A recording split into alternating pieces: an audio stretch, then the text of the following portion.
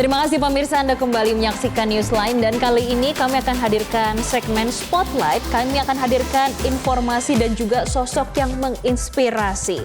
Dan pemirsa, Ella Rizky Farihatul Maftuha. Ini adalah sosok inspiratif yang tinggal di Dusun Semen di Desa Trenen, Kecamatan Candi Mulyo di Kabupaten Magelang, Jawa Tengah yang berhasil mengubah wajah desanya menjadi lebih maju dan juga berkembang.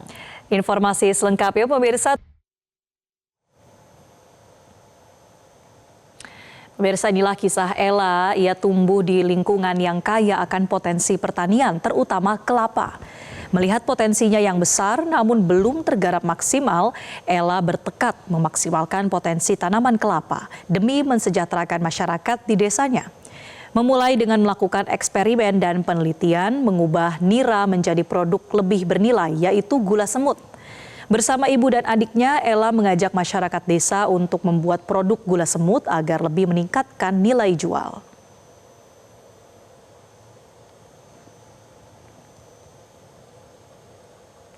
Awalnya pemirsa, usahanya tidak berjalan mulus. Ella harus menghadapi para tengkulak gula Jawa dan penolakan dari beberapa pihak.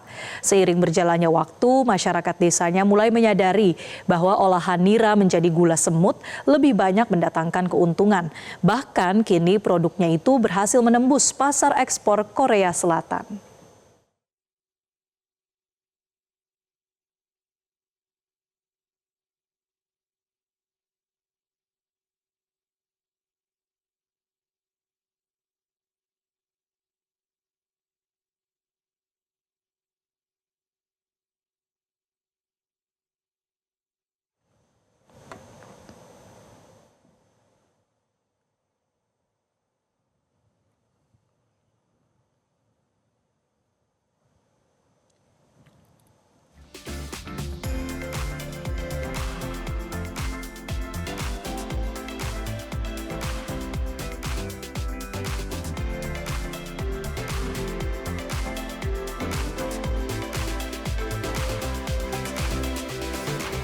Sungguh inspiratif ya pemirsa, tentunya kita pengen tahu dong gimana sih perkembangannya saat ini dan sebetulnya ide awalnya tuh gimana sampai bisa melakukan ekspor ke Korea Selatan. Saat ini kami sudah bergabung dengan pelaku usaha gula semut Magelang, ada Ella Rizky Farihatul.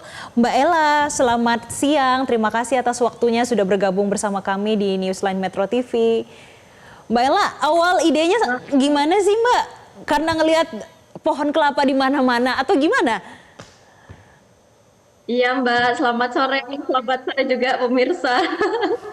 Iya, jadi awalnya itu memang saya melihat kesejahteraan petani di desa saya ya, petani gula kelapa yang kurang maksimal, kurang sejahtera karena hanya dijual di pasaran lokal gitu ya. Bisa dilihat di layar ya, tadinya hanya seperti itu diolah secara tradisional, tapi ketika saya belajar lagi bahwa jika diolah secara lebih higienis itu akan mendatangkan keuntungan berkali-kali lipat, sehingga ketika kita mendapatkan keuntungan berkali-kali lipat nanti kesejahteraan itu akan kembali lagi ke petani gitu. Nah, oleh karena itu kita bisa menghasilkan CSR ya dengan pengolahan yang lebih profesional ini. Alhamdulillah sudah ekspor ke Belanda, Korea, Malaysia dan juga Kanada. Seperti itu, sehingga dari keuntungan itu kita bisa membagikan CSR ke petani seperti sembako murah, beasiswa untuk anak petani, kesehatan gratis, dan juga untuk berkontribusi dalam kesejahteraan lingkungan. Nah, seperti itu. Jadi kalau yang foto manual ini adalah anak-anak SMP ya, SMP SMA belajar secara tradisional, jadi tidak masuk ke ini produksi. Kalau sekarang alhamdulillah produksinya sudah standar HACCP ya. Standar HACCP, sertifikat organik Eropa dan juga sertifikat organik untuk USDA untuk ke Amerika dan juga sertifikat tentunya SNI. Kalau yang ini di layar seperti ini adalah contoh edukasi saja. Oke, wow, berarti selain Korea Selatan juga sudah ada tadi ya di Belanda, di Kanada dan sebagainya. Mbak Ella awal-awalnya kepikiran untuk membuat produk gula semut ini tantangannya seperti apa Mbak Ella? Apa yang menjadi penghambat di fase-fase awal? Iya, tantangannya terutama, di edukasi petani ya, kita butuh 2 sampai 3 tahun karena untuk menciptakan produk yang sehat dari kebiasaan petani membuatnya yang secara tradisional, kurang bersih, itu memerlukan, waktu pembiasaan yang lebih. Nah, oleh karena itu kita sangat, apa ya, intens ke petani untuk bahwa ini harus produksi bersih, harus mengutamakan kesehatan konsumen dan juga, produksinya nggak boleh asal-asalan, yang tadinya hanya dipanen sekali itu kan kualitas, gulanya kurang baik ya. Nah, di SOP perusahaan kami sekarang panennya itu, naik harus 2 kali agar menjaga kesegaran dari produk. Nah, alhamdulillah ini winning ya kalau produk di, kami karena lahir berdasarkan riset ketika saya S2 dan S3, seperti itu. Oke, ini sebenarnya saya penasaran Mbak, ini idenya dari awal melihat masyarakat, ini menjadi petani, kemudian digabungkan dengan hasil riset. Emang background S2, S3-nya apa sih Mbak sampai ada inspirasi loh, bahkan bisa nembus pasar ke Eropa dan juga ke Amerika Serikat? Iya, kalau background saya itu kimia, Mbak. Kimia S2 dan S3-nya, di UGM, FMIPA UGM, dan juga kami adalah binaan dari, Young Ambassador Agriculture. Yes, yang benar-benar di-concern, diperhatikan oleh, ini ya, Bapak Wakil Menteri Pertanian Pak Sudaryono, bahwa kamu harus linknya harus banyak, kamu harus bisa public speaking, kamu harus go internasional. Bahkan kami itu pernah difasilitasi untuk pergi ke Jepang untuk pameran, seperti itu. Oke, Mbak Ella boleh share sedikit nggak nih saat ini usahanya Mbak Ella ini omsetnya berapa besar sih dan kalau dibandingkan dengan awal merintis ini bagaimana peningkatannya Mbak?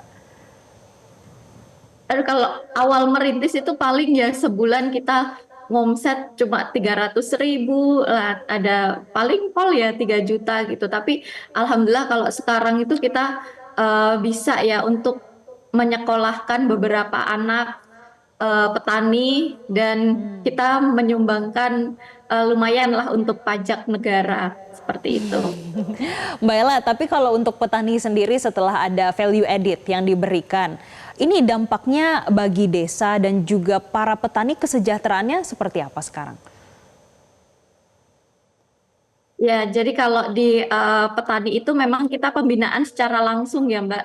Jadi hasil, dari selisih yang kita hasilkan itu kita bina secara langsung. Kita, sebarkan paket sembako murah yang harusnya itu satu paket itu 75.000 kita jual ke petani dengan harga 20.000 dengan subsidi. Karena di desa kami, di daerah kami itu banyak yang stunting. Kita juga mendukung program, makanan bergizi untuk agar, ini ya tidak stunting lagi. Dan tadinya pas saya awal merintis itu angka stunting di daerah saya itu masuk ke 3 besar dan alhamdulillah sekarang sudah keluar dari, angka 5 besar. Oke, wah sampai ada bentuk konkretnya begitu ya bagi pembangunan sumber daya manusia juga di desa setempat.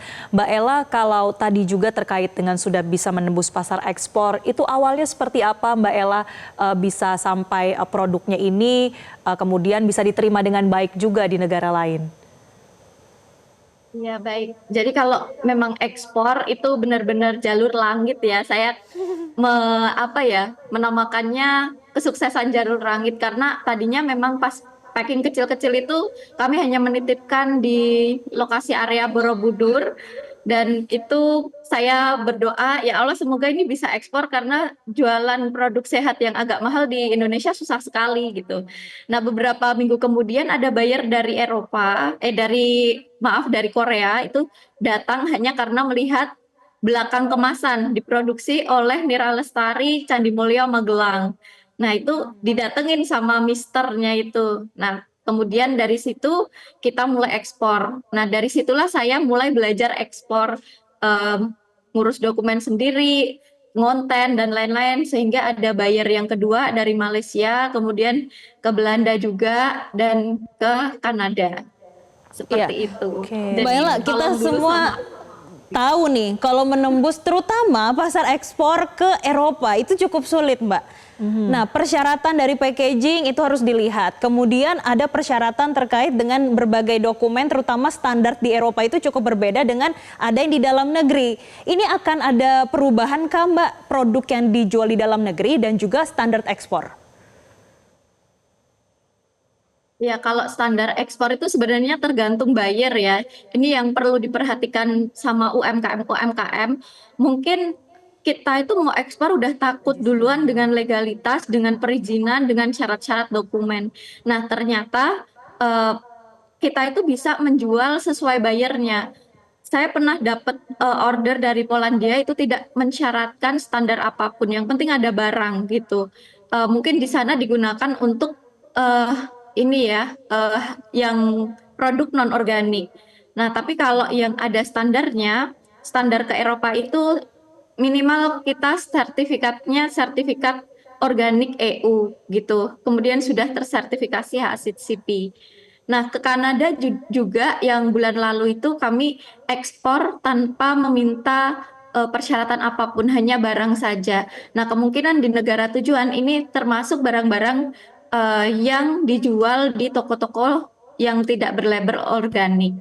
Jadi buat teman-teman yang mungkin mulai usaha, jangan takut dulu dengan sertifikat, dengan prasyarat apa-apa. Yang penting kita harus semangat untuk cari buyer yang sesuai dengan kapasitas kita. Nanti kalau udah jalan, baru kita pelan-pelan diperbaiki, diberi sertifikat, diperbaiki rumah produksinya. Karena dulu saya rumah produksinya seperti ini, setelah jalan kita alhamdulillah bisa yang lebih baik lagi, rumah produksinya standar ACCP dan juga tersertifikasi secara organik. Seperti itu. Oke, Mbak Ella, selain udah ada produk gula semut, terus kita lihat juga ini ada foto memegang VCO. Kira-kira ke depannya ini akan melakukan riset dan pengembangan ke arah mana lagi nih Mbak Ella produk-produknya? Kalau kami memang berkolaborasi dengan beberapa dokter, itu ingin menciptakan healthy lifestyle tentang gula darah. Karena kita tahu ya, Indonesia itu penyumbang gula darah terbesar kelima di dunia, dan di dunia itu juga banyak sekali tujuan-tujuan ekspor itu penderita gula darah, terutama di Malaysia, Kanada, itu mereka sangat banyak sekali orang-orang yang terkena gula darah. Nah, nanti kita akan riset selanjutnya, kita akan gabung produk gula kelapa organik ini dengan teh daun insulin yang kita tanam juga di sela-sela pohon kelapa dan bersertifikat organik, sehingga para konsumen ini tidak hanya mengkonsumsi gula kelapa saja yang dia di tubuh itu slow release gitu ya, jadi makan langsung berenergi, tapi dilepasnya energinya itu dari sedikit demi sedikit. Nah, kita bantu juga dengan teh daun insulin agar pencernaannya itu maksimal. Dan juga dari VCO itu kan juga apa namanya, sehat juga. Jadi kita benar-benar ingin tidak hanya berkontribusi untuk mensejahterakan petani, tapi kita juga ingin berkontribusi untuk mensehatkan konsumen secara global. Nah, Mbak Ella, artinya sekarang sudah ada kerjasamakah dengan pemerintah daerah ataupun ada stakeholder terkait dengan riset yang akan dilakukan terutama untuk nanti mengontrol gula darah di Indonesia sendiri? Kalau riset untuk gula darah yang ada di Indonesia itu belum ya, belum. Tapi saya sudah soundingkan kemarin ke Bapak Wakil Menteri Pertanian, Pak Sudaryono gitu ya. Kemudian sudah didukung juga dengan dinas provinsi dan juga dinas kabupaten. Insya Allah akan mendukung juga apa yang kita lakukan, karena dari niatan yang baik, proses yang baik, insya Allah nanti hasilnya juga baik. Mungkin saya juga mengajak kolaborasi dengan berbagai stakeholder seperti IDI ya, Ikatan Dokter Indonesia, dan juga BRIN untuk ini ya, lebih meriset lagi produk-produk lokal, produk-produk pertanian, karena ternyata ini di jurnal internasional yang saya baca itu sangat berpengaruh sekali terhadap gula darah. Kami para petani, terutama petani milenial, harapannya bisa berkolaborasi dengan lembaga-lembaga riset untuk ini ya, menstabilkan gula darah nasional, kalau bisa menstabilkan gula darah di luar negeri. Karena tadi pagi saya juga meeting dengan klien-klien saya yang di luar negeri, bilang kalau memang ini terbukti di Indonesia dengan lifestyle gula darah seperti ini dari produk kamu, nanti kita siap untuk kembali untuk impor gitu ya dari Indonesia daun insulin ini. Seperti itu. Baik, semoga sharing kita sore ini ya Mbak Ella juga bisa menjadi inspirasi untuk anak-anak muda atau seluruh pemirsa yang juga sedang mencari ini ya ide untuk memulai dan bisnis. inspirasi. Ternyata bisa dimulai dari hal terdekat kita ya seperti Mbak Ella dari kelapa. Terima kasih banyak Mbak Ella, sukses untuk riset-riset berikutnya. Terima kasih sekali lagi Ella Rizky Farihatul, pelaku usaha gula semut, sudah bergabung di Newsline.